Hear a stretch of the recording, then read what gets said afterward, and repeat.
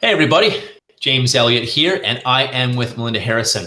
And she is an Olympian, she's a professional coach, author, and she's the creator of the Success After Sports programs. So welcome, Melinda. Thank you. I'm really excited to be here. Myself as well. It was this has been a long time coming. We've had a lot of great talks and chats about some powerful things we can do. So today, guys, we're going to talk about how to use the 9 practices of champions to build the life you want, the life and work you want. You know, whether it's a career or business, how to build this. So, Melinda, tell us a bit about your story. It's an exciting story. Can you share a bit with us, please? Being a former Olympian and how you're here now. Sure. So I'll give the short form version because we could spend all of our time talking about how I got to the place I am right now. In 2012, 2013, my dad passed away, and my youngest child went off to University of North Carolina in Chapel Hill. And I was trying to figure out how, at this point, having raised 3 children, launched them, hopefully, and how I could start to add some value. And I, being in coaching and definitely having an interest in high performance athletes, but specifically at that time, it was really about high performance athletes after sports. I started to do some inner work on myself. And then in January of 2013, a neighbor of mine, fellow Olympian, died by suicide. And I competed with him. I wouldn't call him a friend. I just call him a neighbor and an acquaintance. But I knew him. Like when we saw each other, we would chat. And it just shook me to the ground. And I couldn't figure out how somebody that appeared on the outside as having everything going for him could, struggle enough to die by suicide. And so I started to really try and understand what happens after sport and what do we take from sports that can be possibly damaging to our psyche as we move through the next part of life.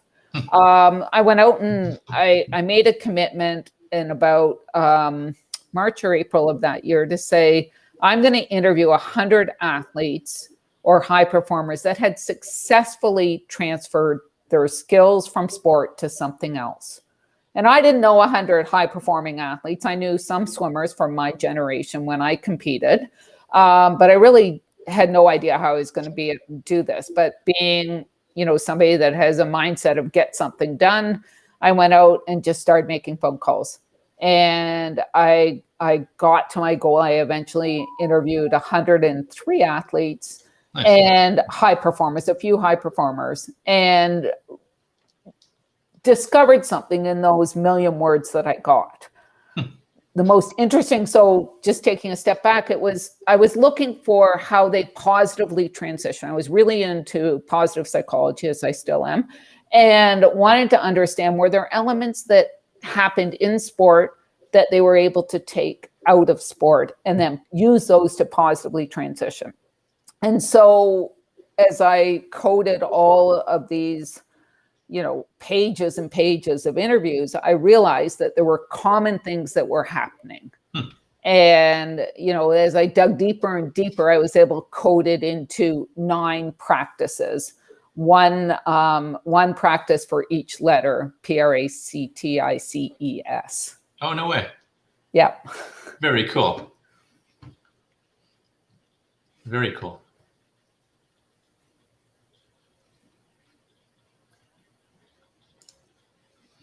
Oh, did I lose you there? I think we're No, I'm here. I got you. Perfect. Very cool. We cut it there for a quick second. Yeah. Very cool. So you practices, you've codified that into an acronym by the sounds of it then. Correct. That's exactly what I did. Cool. So their proficiency, regulation, attitude, commitment, tuning into other people's needs, which was something that I wasn't expecting.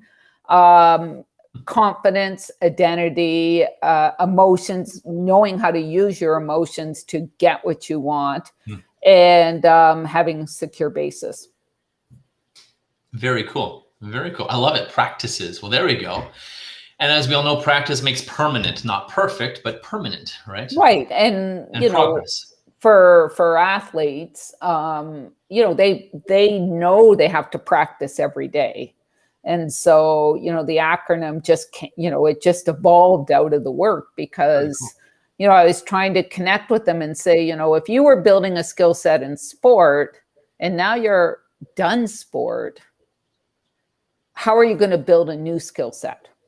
Yeah. How are you going to become proficient at the next thing? Because at the level of success that these athletes had, you know, Stanley Cup champions, Super Bowl participants, bronze, silver, and gold medalists, they all, you know, they were all known as the experts in their field. Yep.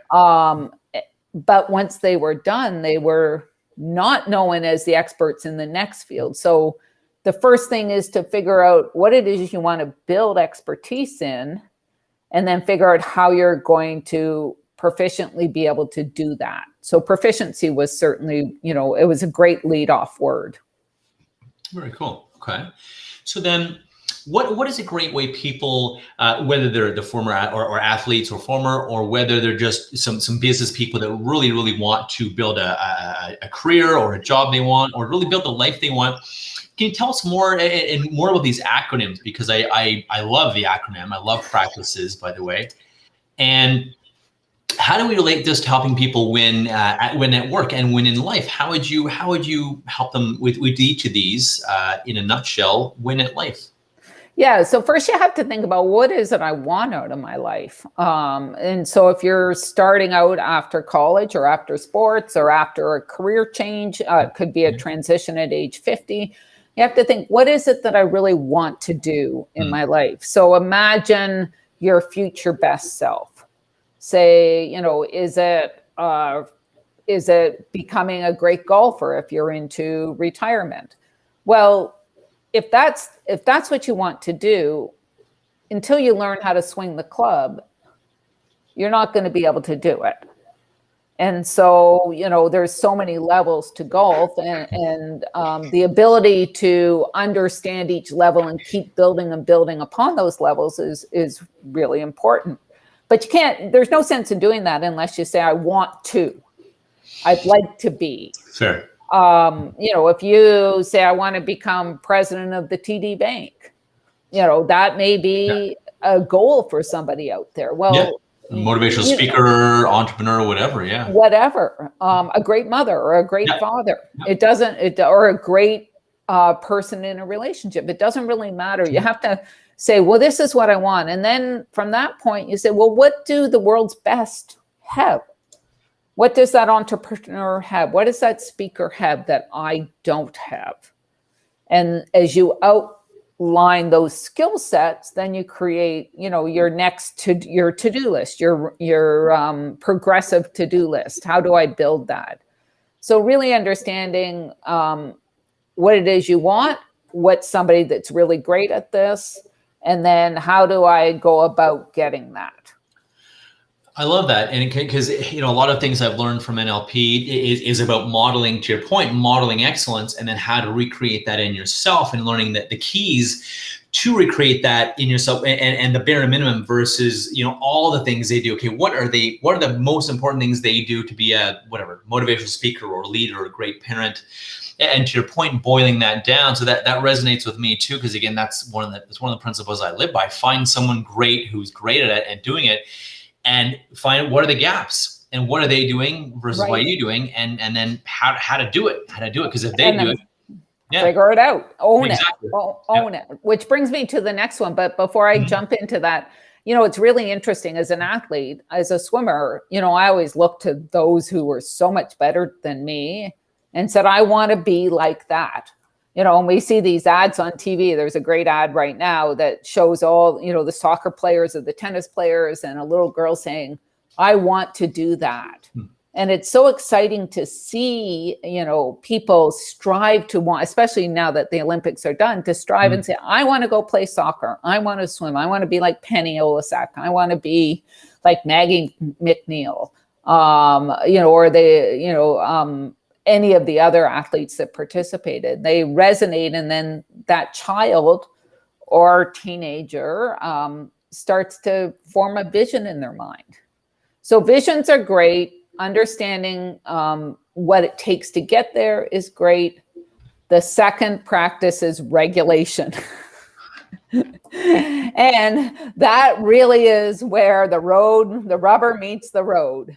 You can say all you want, how you want to get great at something, how you want to learn something. It's really hard work.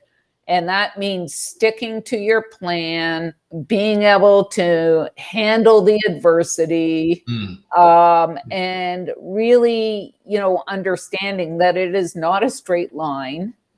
And that, being self-regulated, you don't give up when you have your first roadblock. And that goes for careers, believe me. Like, when you don't get that promotion, or you don't get the feedback, don't take it personally, figure out what you need, and then go back to the proficiency thing. Yeah, right on.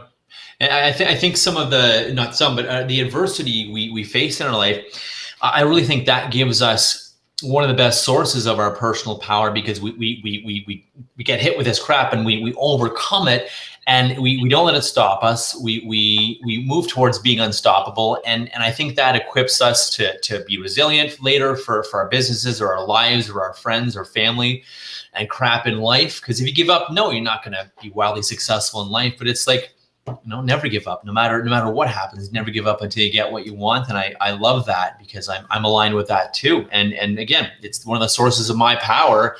My personal power is all the crap that happened to me younger in life. That's why I am who I am and why I'm successful, because I'll never give up. If it's something I want and really want, I'll never give up. I'll always find a way. And I love that. Thank you. Keep going. So the third one is attitude. And this, again, if you think of building blocks, not that I built them this way, it just happened that was in that acronym, is I just haven't done it yet. The mindset that, when I fail, I have to figure it out and then go back at it. That, it's the growth mindset, you can call it. You can just say yet. You can just say, how am I going to go about this? But it's an attitude that, life isn't easy. I know lots of people think it should be, but it's not. It should be, but it is a different story. Yeah. And so, when you come up to that, you have to have that attitude of, I need to figure this out. I haven't figured it out yet. And I think you're right. One of my old friends, she used to, in a job interview or something, they say, "Can you do this?" She's like, "Are you able?" She's like, "Oh, that's just something I haven't figured out yet, or I haven't learned how to do yet. I can do it, I just haven't figured out how yet." So I think that attitude is great versus the I can't, or not good enough, or what imposter syndrome or whatever comes in. It's a gap. I haven't figured it out yet. Doesn't mean I can't. Doesn't mean I can't do it. And I love that in an interview. If I'm prepping somebody for an interview, I love that, because what that tells me is, one, honesty. You're not BSing your way through an interview, but two, that ability to learn. And quite frankly, the skills that you have before you go into a job are relevant, but the most relevant one is your willingness to adapt and to learn. And it's interesting, because as a business owner, to your point, I would rather hire someone that is willing to learn and no problem attitude and willing to be coachable, versus someone with their head in their ass, pardon the expression, that is a know-it-all, or I'm right, or because then they won't learn. They'll be maybe here, but they're not going to learn. The person that may be a bit junior but is open and coachable, they're gonna surpass them. And that's who people want working with them, want working for them, teaching them, coaching them, training them, whatever it is. And because if you're not growing, and then eventually there's gonna be a point where I outgrow you if you're not constantly growing as we grow. Correct. Yeah. No, that's absolutely. So the next one is commitment, and it's pretty self-explanatory. It's interesting. I was talking to somebody the other day, and as an athlete, you're all in on your commitments. as somebody post-sport, you can't be all in on just one thing, because you have usually a relationship, you have a job, you have a place to take care of, you have all these things in a multifaceted life. And so, deciding when you're committed to something, what that looks like, and what are your boundaries around that commitment, so that you can accomplish what you want to accomplish, which goes back to regulation.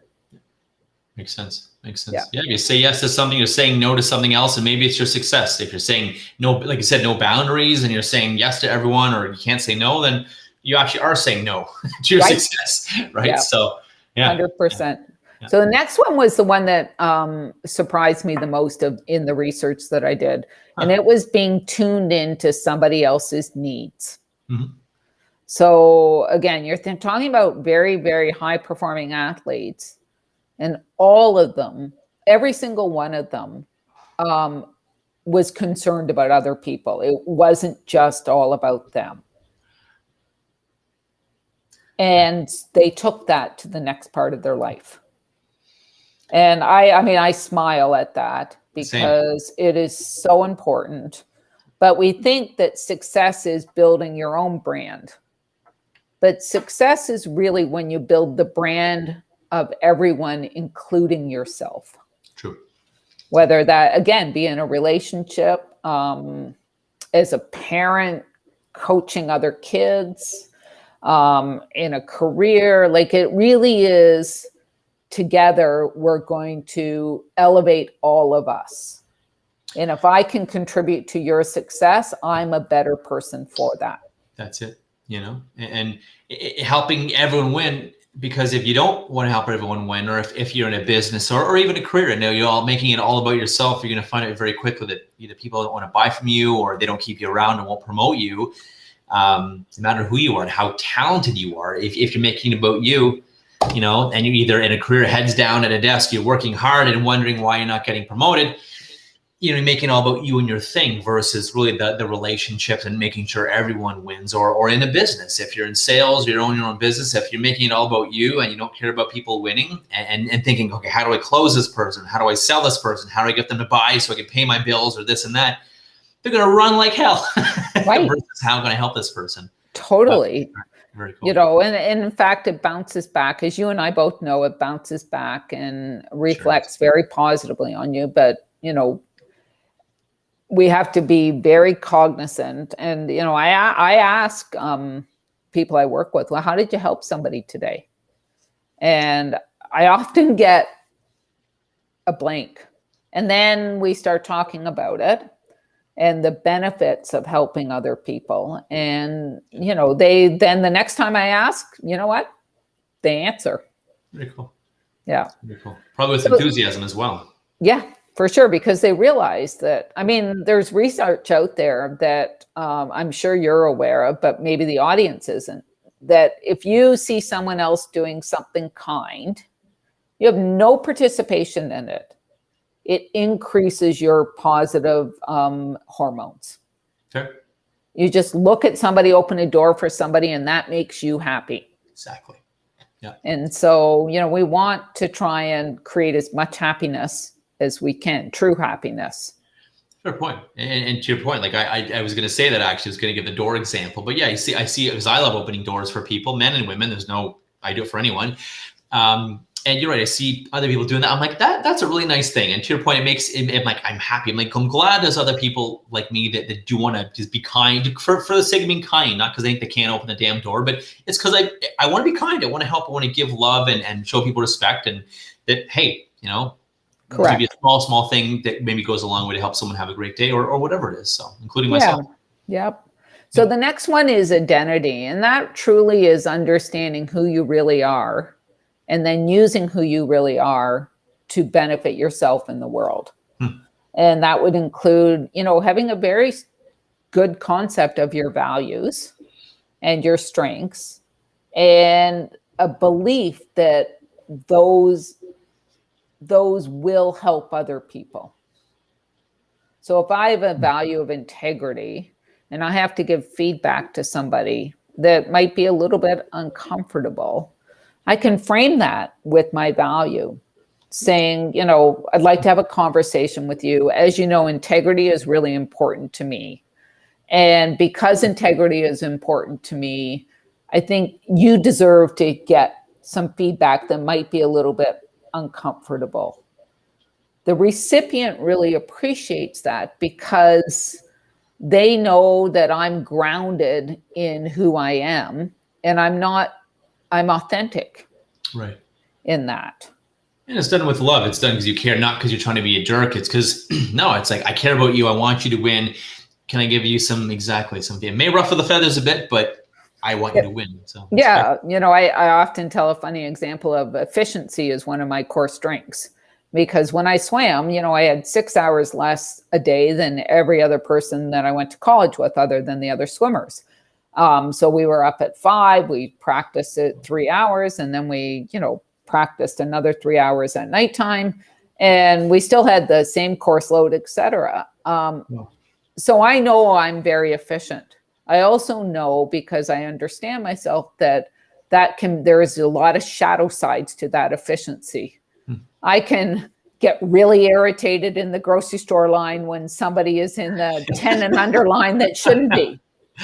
Counting their pennies out on the, well, I guess that doesn't happen anymore. Yeah. Oh my God, that just drives me nuts. Or when you're at Starbucks and they get to the front of the line and they go, I think, let me think about what I want. I'm going, like, where were you? That is a very dark side to that strength.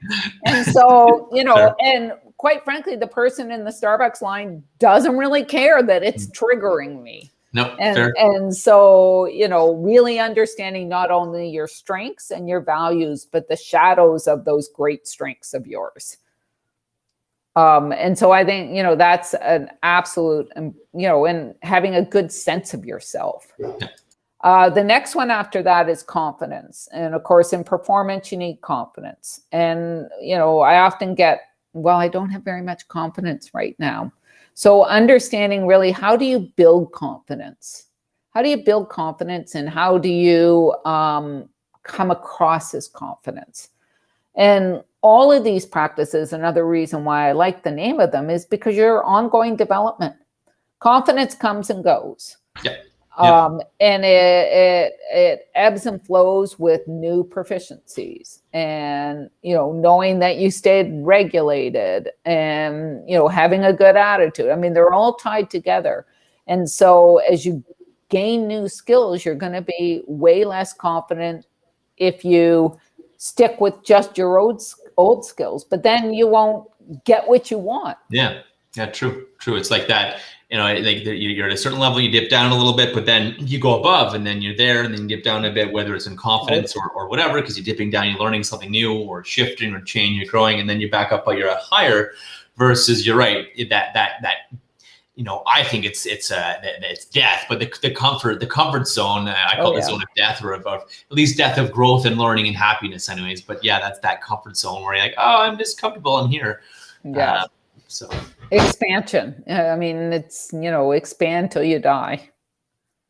Yeah. So then the next one after that was interesting too. It's really understanding. So self-regulation is really, being able to regulate your behavior and your choices. Emotions, the emotions one really stands for using those emotions to get what you want. So if you're having to stand up in front of an audience, how do you use those emotions of nervousness to perform at your highest, best level? As an athlete, you have to learn to control those emotions. You can't get too high and you can't get too low. You have to be able to say, what is my optimum level of nervousness or optimum level, and then take that and really accelerate that into the performance aspect. So almost channeling those emotions, which takes practice, no pun intended, but channeling those emotions really, and being able to use them as fuel, whether it's maybe it's anger, and we got to be careful about channeling anger, but again, it can be useful, or whatever, nervousness, fear, and channeling that to help you grow and go, and no matter what, and not give up. Yeah, and really going back to that identity, having a sense of yourself. Does anger motivate you, or does anger create fear? Fair. Or, really, because some people anger motivates. True. That's true. It can be a big driver. And I tell people you got to be careful, because I've seen people use it to become whatever, superstars or athletes or doctors or lawyers or whatever. But then that anger and that screw you, I'm going to show you attitude from when they're younger, and they grow and grow and grow and grow. But eventually they're up here. But then eventually I find with all these people, things start falling apart because that screw you, I'm going to show you, it's still unconsciously running. And now they're successful, but it's affecting usually their personal relationships, or maybe they just become a jerk, and then nobody likes them, and then they're it's almost a failure at the end. So it is interesting how you use and how to channel anger, and maybe just instead of I'm going to show you, I'm going to prove to myself, screw anyone that said I couldn't do it, versus it's a shift of language, and that's why I'm excited to do your program sometime, because cool. I think shifting language is significant. And we have great examples of people, like if you look at again, going back to the golf metaphor, if you look at someone like Tiger Woods, after he has a bad shot, he's angry with himself. But I bet a lot of people don't know that he has a system of taking 10 steps to feel the anger, and then the 11th step, he's reset to the next shot. Let it go. Yeah. Let it go. And I mean, it's a fascinating study of how you can use your emotions to perform. Right on. And exactly. And using it, and then getting the fuel from it, letting it motivate, and also, like you said, letting it go versus holding on to it, which is, I think, toxic, versus letting it fuel you, and then, to your point, letting it go. I didn't know that 10 steps, the 11 steps sometimes. Yeah, or 10 seconds, I think it is. Or, one of his old coaches told me that, and I just loved it. Very cool. Yeah, and if you watch him on, his old tapes, you can see it. Walking, he'll do something. He'll walk. That's true, because he'll walk around and be silent for 30 seconds or whatever. And that's true. And you make a good point that words have power, and what we say to ourselves in our head, what we say to others in our head, and I mean, words have power. Language has power. People walk around saying stuff that's demotivating or disempowering all the time, and I'm like, stop it. You're literally programming your brain to failure, to be disempowered. So I'm really glad you brought that up, and I'm glad this is a part of your practice and practice's metaphor too. Yeah, it's important. And then the final one is secure base, knowing and having a place that you can trust to be vulnerable. Because what happens as you get and you experience more and more success is that you gather what I call fake friends. People that want a piece of you because of what you do. And because of that, you create a persona that, that I'm important, or I'm good, or I'm, and psychologically, you don't want that persona to fail. Yeah. And so it's so important to know that you have a place you can go, a person you can share with, that you can say, hey, I feel like an imposter, or hey, I'm really nervous about this. Can I walk through my presentation with you? And whether it's a mentor or just somebody you really trust. And then on the flip side of that, who are you acting as a secure base for? Going back to the tuned in. So they all interrelate. All 9 practices interrelate. Fair point. I have a question for you, and I want people to really grasp this, because this is important.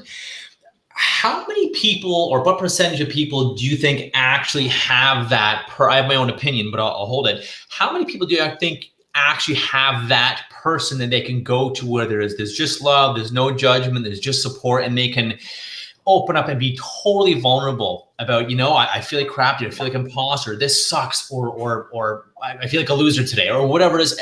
Any thoughts on that? How many people actually have someone like that they can go to? I think a lot of people have that person. I think a lot of people don't access that person. Fair point. That would be my gut feeling. is that there's somebody there if they brought awareness to it and tested it out. I encourage people to say, to understand what a secure base is, and then go to somebody and say, hey, would you be willing to be this person? And that includes that person having a very big understanding that sometimes we don't want advice in a secure base relationship. Yeah, just listen. And so I use the expression with the people that I act as a secure base for. I say, is this something you just want to vent about, or do you want to brainstorm solutions? And 90% of the time, they say, I just want to vent. I just need to get this off my chest. And then, the next time we talk, they'll say, okay, I'm ready for solutions. Can we work together to create solutions? Right. But I love that I love that language. Is this something that you just want to vent about? Because most people need to vent. Right on. Yeah. And you hear that, everybody, especially you men trying to fix women's problems? Just, I swear to God, just listen. And that's 99% of the battle. Just listen to be present and hold space. I'm glad you said that, not me. It's, as men, we love fixing stuff and we want to fix. And if often if I go to a buddy comes to me, it's like, yeah, sometimes I want to listen, but often it's let's fix this. But again, I think men need to get that oftentimes women professionally or personally, they just want someone to listen and be present, and they will ask, like, how do I do this? Or what do I do? Or can you tell me what I should do? Can you offer suggestions? Usually women will ask. Most times though, men included obviously too, but even I find women, most times it's just, they want you to listen. And to your point, they will ask when that trust is built, that the men or women, you care about them, you're listening, you're present, they're actually someone you can open up to, and it's safe to open up to. Then they're like, well, okay, what do you think I should do? Can you give me advice? Or I think I'm doing this, or I think I'm doing that. What do you think?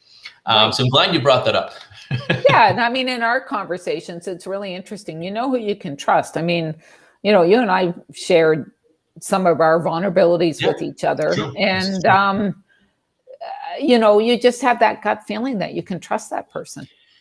That's the thing. And I think people need to your point, I think there are a lot more people that you can trust. And it's just, you're right, people not accessing that or willing to be vulnerable. What if they judge me, or what if they make fun? And just fearing the worst when, sure, if they do that, obviously avoid telling them things again. But I think it's, if you have someone like that and they're a good person, you trust them, be open and be vulnerable and watch your life change. I'm in total agreement with you. Yeah. Yeah. The only other thing I'd say about these 9 practices is don't try and do them all at once at first. Start to build them slowly in your life. So again, determine what you want, project out that future best self, and then say, okay, if I want to do this, how does regulation show up in that? How does regulation, what do I need to make sure that how do my boundaries show up? How do I say no to certain things? How do I, and then, then you might go to, well, what do I need to build? What type of proficiency do I need to build? And then, what type of confidence do I need to go out? So you don't, just pick one and work on it for a week and see how you do with it. And then pick another one and work on that for a week. And then pick another one and then start to combine 2 or 3 of them. If you give them 9, it's going to be tough to accomplish, you're going to get overwhelmed. I think, and that's exactly what I was thinking. That's such a great point, because it's so easy to get overwhelmed with, especially these days with everything in our lives. It's so easy to get overwhelmed. So it's like, yeah, step by step. The journey of 1,000 miles, cliche as it is, begins with a single step. So take a step. And I like something you said earlier. Avoid thinking it's going to be a straight line. When a pilot flies from New York to LA, it's never a straight line. They're correcting for weather and turbulence and other planes and birds, God knows what else. So it's never a straight line. The pilot knows the destination, but it's never a straight line. So avoid worrying exactly how. I don't know exactly how I'm going to get there. And if you did, I guarantee it would change anyway. So I like how you mentioned that as well. Very cool. Very cool. Great. How can people reach you? How can people get a hold of you? What's the best way for people to reach out to you? Yeah, so probably the best way is my website's melindaharrison.com. Pretty simple. And email melinda@melindaharrison.com.